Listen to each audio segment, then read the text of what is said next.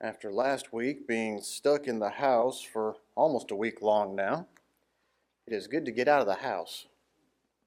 I'm still taking it a little slow unless you happen to drive by this morning and watch me get out of the car and into this building.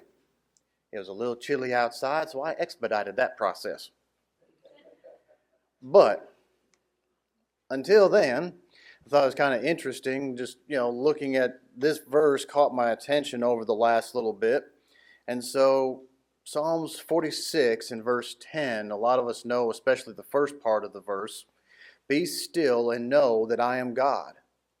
I will be exalted among the nations. I will be exalted in the earth."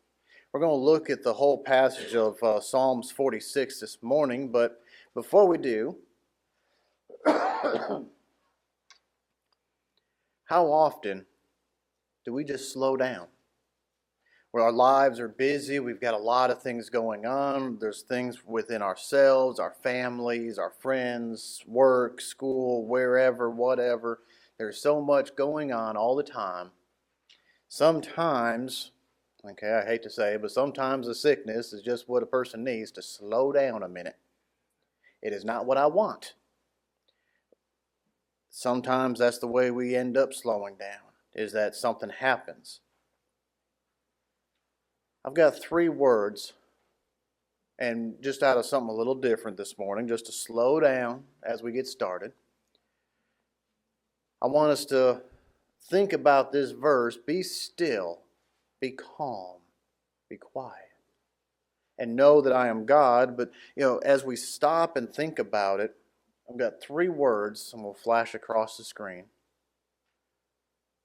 one at a time, and just think about what is it that comes to your mind about it, and then we'll go back to them.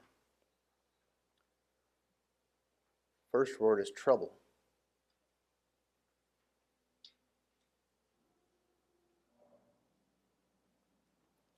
What about refuge?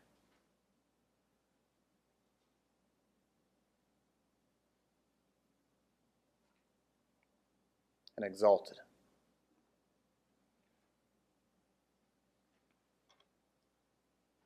As we slow down this morning and know that He is God, chapter 46 of Psalms goes through these 3 words for us. It goes through and gives us a building block of what we need to know to be prepared for all 3 of these. It tells us that troubles will come. But before that, if we look at verse number 1 of chapter 46, God is our refuge and strength. Before there is trouble, there is God. And I'm not trying to say that God is trouble. I'm just saying He is before we get into trouble. We can go back to the garden and look at that. We can look at, Adam and Eve. Before trouble entered the world, it was God. It was peace. We had the refuge. We had the strength of God. He is our refuge and strength. With that, we see a very present help in trouble. Therefore, we will not fear. Even though the earth be removed and the mountains be carried into the midst of the sea, though its waters roar and be troubled, though the mountains shake with its swelling. Now, when it comes down and says the word Selah, I'm having a hard time figuring that word out. I've tried to research it a fair bit, trying to figure that out, and I've come up with 2 answers. It either means silence, or it is an instruction to shout and praise and crash the cymbals. I don't think we really know, apparently, because that's 2 very big extremes. However, either one it is, this chapter is broken up into 3 groups, and at the end of them it says Selah. Whether it means a silence and a thoughtfulness to it, or it means a shout of proclamation, I think we can still infer the same idea behind it, is that it's making a point. When we are still and know that He is God, when we slow ourselves down, even in trouble, How many, when we think about the word trouble, instantly think of great things, instantly think of, oh, let's think about God. But yet in the verse right here, he says, God is our refuge and strength, a very present help in trouble. Absolutely, when we're in trouble, sometimes that's the time we all of a sudden remember to pray to God, saying, ooh, Lord, help me. It's a good time to pray. Let's not forget Him the rest of the times either, and let's not wait until we're in so much trouble that that's our only way out. But what kinds of trouble are we in? Can we get out of it? Are we fearful of this trouble? Do we have comfort and peace when we think about trouble? God is our refuge. He set Himself up as our refuge and strength before the troubles come. When we stop and think about what we need in life, when we think about safety or security, why is it that we go in a tornado siren to the innermost spot of the house? Why is it that we take and in a fire we go outside of the house? Why is it that when we fall as little children, we go to our parents? They've already set themselves up as our comfort, as our refuge, our strength. There has to be a trust that's already present there, so that way in times of trouble, He can be our refuge. He's done that over and over. And we see that in verse 2 where He says, therefore. He is a very present help in our trouble. Therefore, because we know Him ahead of time, we don't have to fear, regardless of how big a trouble comes. We can think through all these times through the history of the Bible that we see when the people get into trouble. But God always says, I'm here waiting for you. Come back to me. He is still willing to be the refuge and strength. As we think about that, we move on to the word refuge. I think about a shelter. I think about having a comfort. When we think about refuge, does our mind go to God? Does it look to safety? A loved one? Money? Where does our thoughts go? People take refuge in all sorts of things.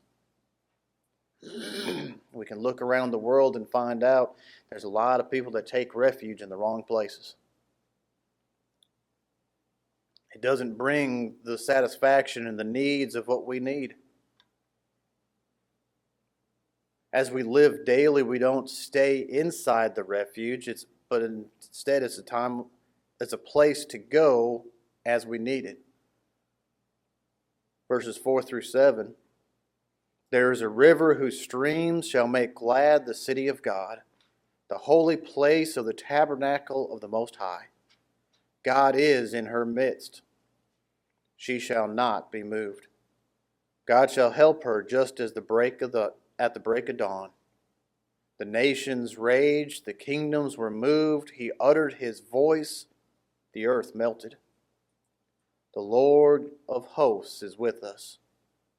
The God of Jacob is our refuge. Selah.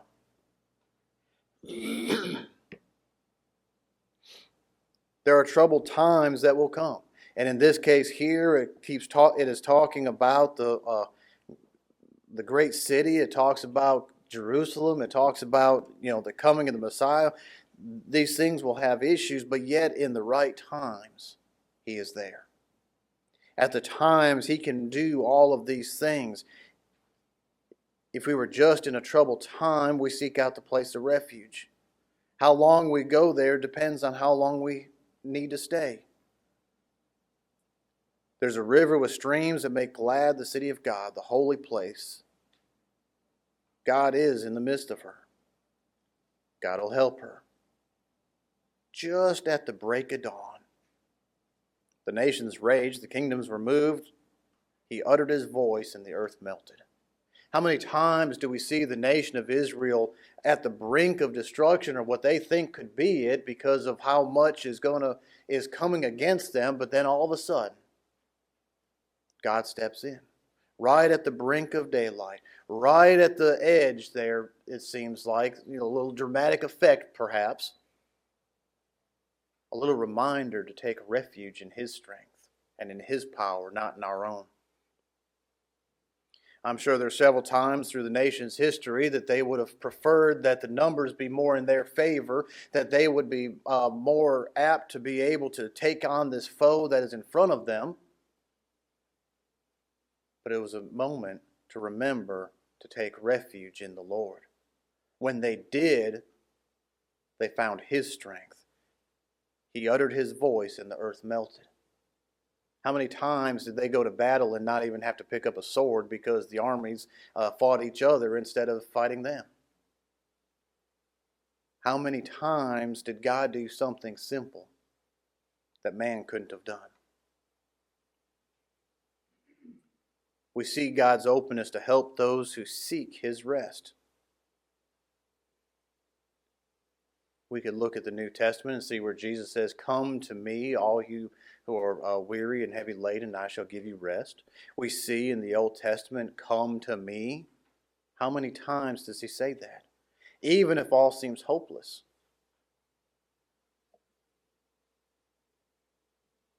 He doesn't let His people down. We see that in verse 7, the Lord of hosts is with us. Whenever we see those words there, we see the nation focused on God, and we see the nation prospering because of God and their faith in Him. The God of Jacob is our refuge.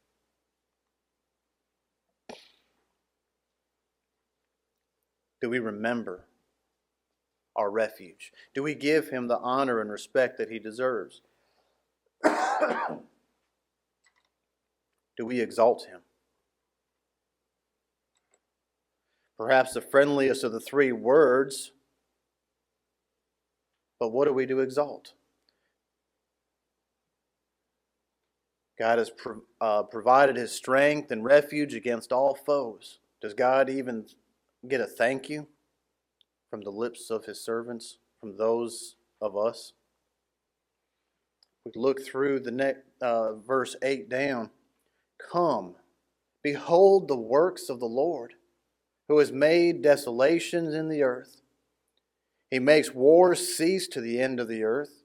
He breaks the bow and cuts the spear in two. He burns the chariot in fire. Be still and know that I am God. I will be exalted among the nations. I will be exalted in the earth. The Lord of hosts is with us. The God of Jacob is our refuge. When credit is due, do we give it to the right place? Do we give God the credit? Do we thank Him? It's not enough just in the time of trouble to say, help me, help me. It's not enough just to run under His wing like a little chick under the mama hen when she clucks to protect her children. Do we have any appreciation for what He has done? Not only has God provided the way out in our past, but He continues to do so. And in the final account, He will be exalted. The part that gets missed so much in verse 10 is, we always say, be still and know that I am God, which is a great part, but we have to remember why. Because God will be exalted among the nations. God will be exalted in the earth. When we look around, and as we've been studying on Wednesday nights, the arguments against Christianity are all the different things. Well, you can't prove there's a God. You can't prove there isn't one. Look at what is around. I will be exalted among the nations. I will be exalted in the earth. The earth shows His handiwork. All of the things that happen because He started it. He started all things. He gives us all things. Do we exalt Him? Do we lift him up with thanksgiving? Do we only go to him nagging him with prayers of, I need this, I need this, I need this? Do we bring the prayers of thanksgiving? Do we thank him as we partook of the Lord's Supper here, knowing that that is the death, burial, and resurrection, and resurrection? It includes a promise to come. Do we thank him for the promise that he is yet to deliver? Christ is preparing a place for us.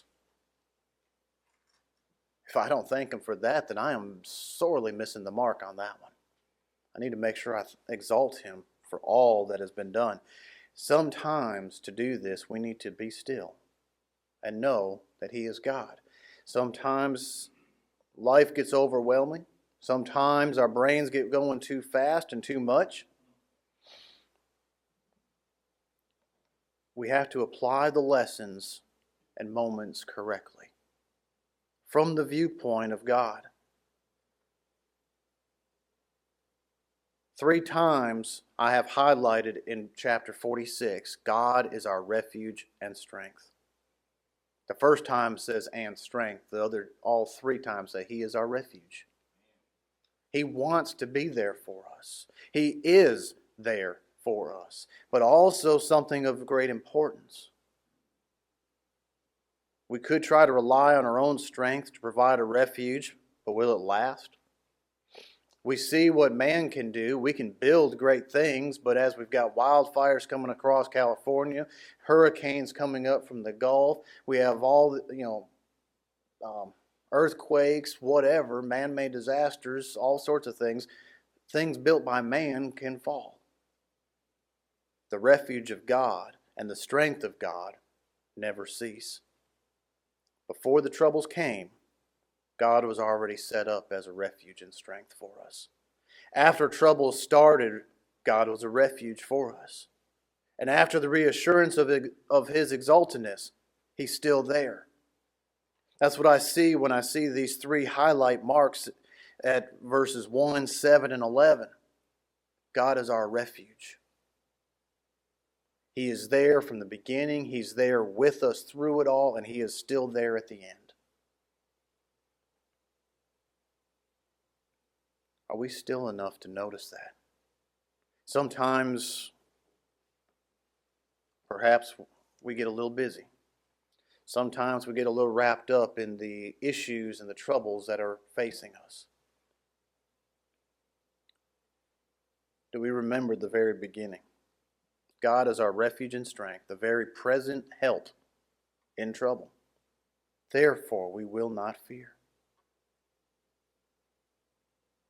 I'm not going to say that I'm not afraid at all on this earth just because I know who God is, because there's plenty on this earth to be afraid of. There's plenty of things that can scare us here on earth. But is that overwhelming us so that we can't serve God? Is that overwhelming us that I can't remember who my refuge and strength is? I'd like to encourage us as we go through this week to take a moment and be still and remember. God is our refuge and strength. Know who God is. He is the one who will be exalted among all nations, even those who don't claim to know him or who spit in his face. He will be known by all. For that reason, I don't have to fear. I know who my Savior is. I know who my God is. If there's anyone who needs help with being still, help with trying to remember who God is and how great he is, we offer that to one another. We offer the invitation to encourage each other, to strengthen each other, to remind each other. Sometimes we need to be reminded. Perhaps that's what this lesson is about, is just slowing down to remember that fact. There's nothing new about this lesson that I know of that I've presented, but sometimes just slowing down and remember. I encourage us all to take a moment this week and just be still and remember who God is. If we can help anyone at this time with any needs, we offer it now while together we stand and sing.